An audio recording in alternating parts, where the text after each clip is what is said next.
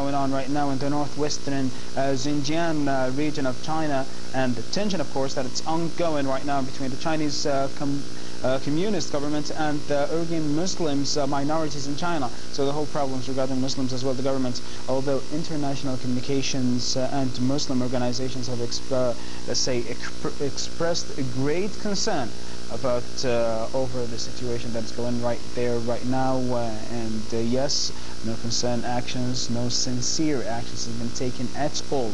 Yasmin Bakir in Cairo with the following report. Rioting broke out on Sunday in the Chinese city of Xinjiang, leaving at least 156 people dead and more than 800 injured.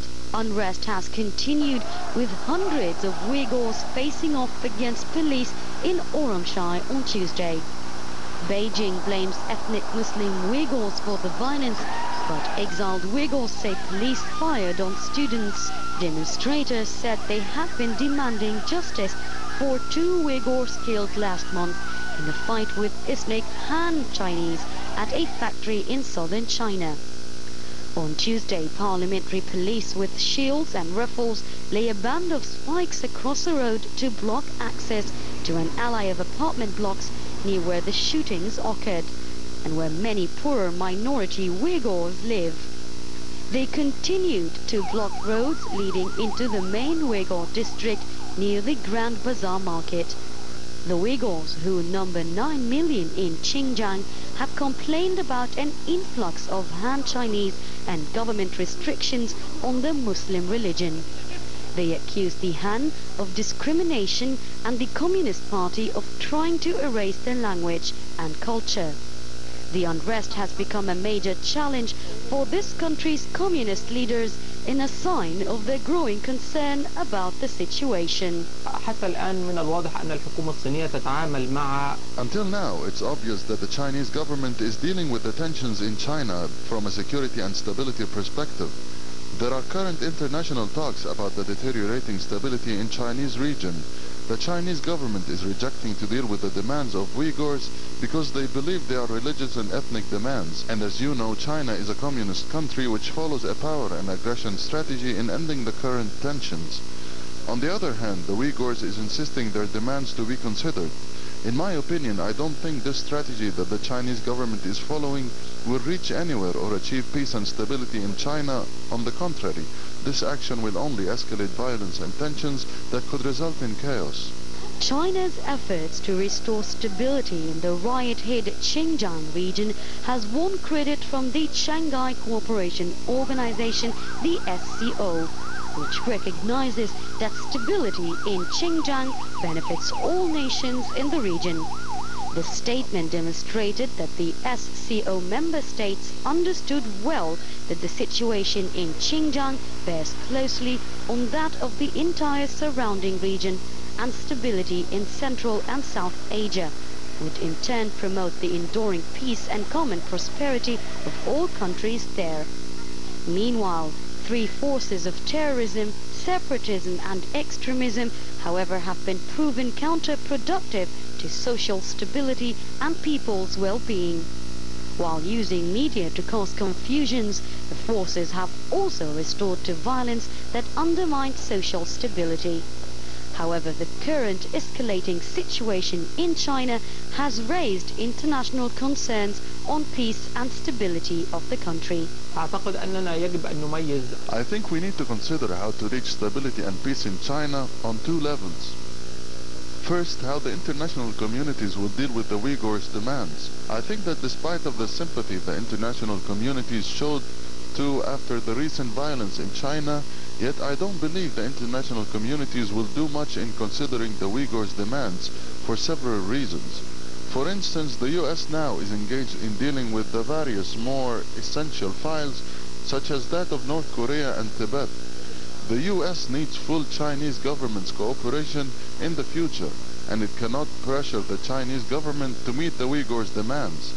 Secondly, the issue of Islamic Chinese population is not vital to international communities because they find Tibet, for instance, more important to take care of at present time. I believe that the resolving the situation in the upcoming days will depend on the reaction on the Chinese public. Islamic organizations and some governments have become increasingly vocal in their criticism of China's handling of the situation in Xinjiang. The Organization of Islamic Conference, OIC, whose members generally cooperate closely with China, have accused Beijing of using disproportionate force.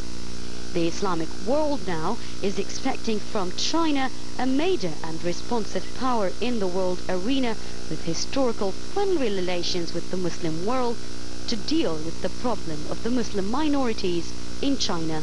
Although bloodshed in Xinjiang had left international communities concerned, calling all sides to exercise restraint, yet no concrete actions have been taken by the international communities, leaving the situation further escalating in China. For Political Agenda, this is Yasmin Bakir, reporting from Cairo, Egypt.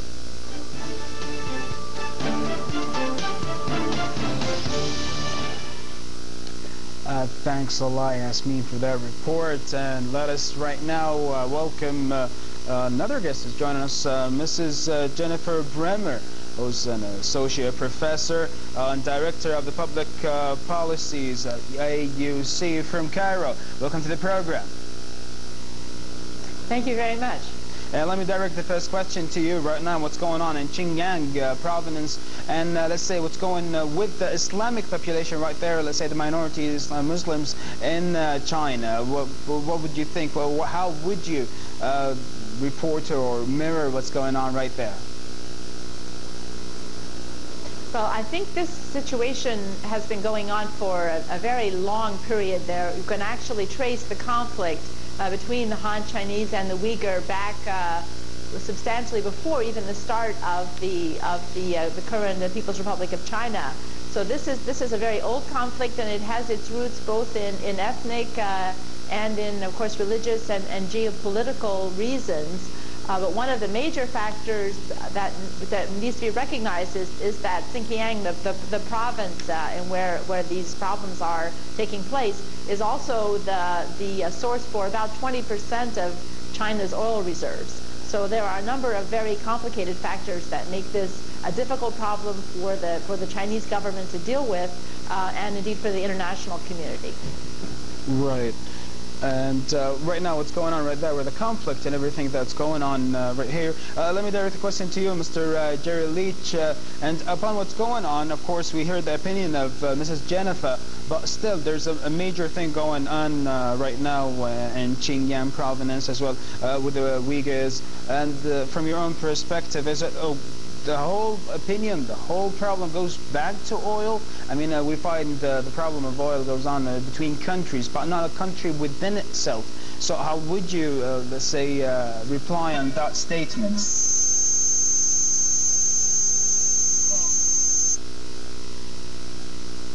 Okay.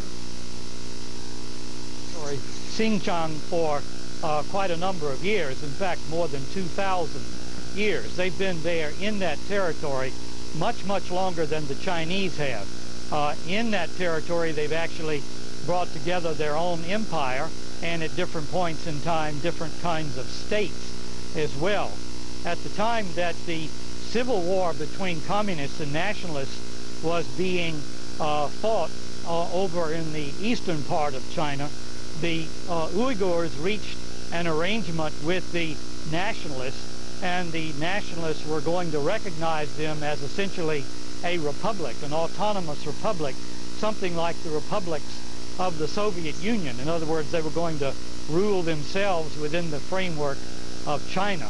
That was brought to an end after the communists came to power. Indeed, it appears likely that the leadership of the Uyghur movement was assassinated by means of bringing a plane down in 1949 when the final details of the Confederation were being established. Since that time, the Chinese have actually been sought to put more and more Chinese into the area. At the time that China became a communist state, there were virtually no Chinese in the area at all, and of course there were also no known oil deposits at that time. so the policy really was to make this an integral part of China, to essentially